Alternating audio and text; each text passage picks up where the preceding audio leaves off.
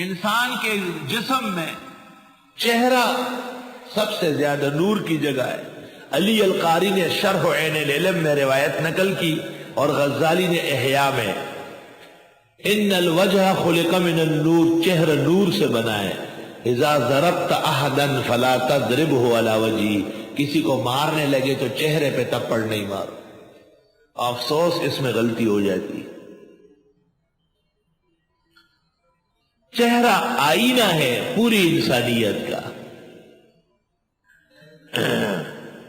چہرہ سبحان اللہ، چہرہ سبحان اللہ، پاپ بہترین نام اردو والوں نے کہا چہرہ۔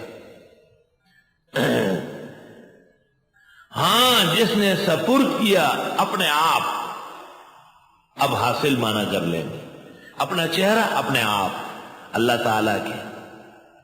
وَهُوَ مُحْسِنٌ، وہ ہو بھی احسنی، محسن، احسن یحسن سے محسن آتا ہے، جیسے اسلم یسلم سے مسلم آتا ہے۔ محسن اخلاص سے عبادت کرنے والا۔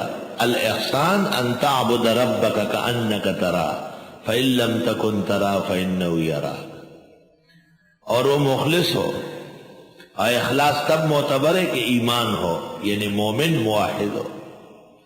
تو احسنیوں کو زیادہ موحد اور زیادہ با اخلاص ہونا ضروری ہے۔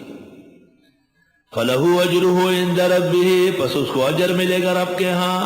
وَلَا خَوْفٌ عَلَيْهِمْ، کوئی خوف نہیں ہوگا ان پر۔ وَلَا هُمْ يَحْزَنُونَ، اور نہ وہ غمگین ہوں گے۔ یہود کے مزید دعوے اور ان کا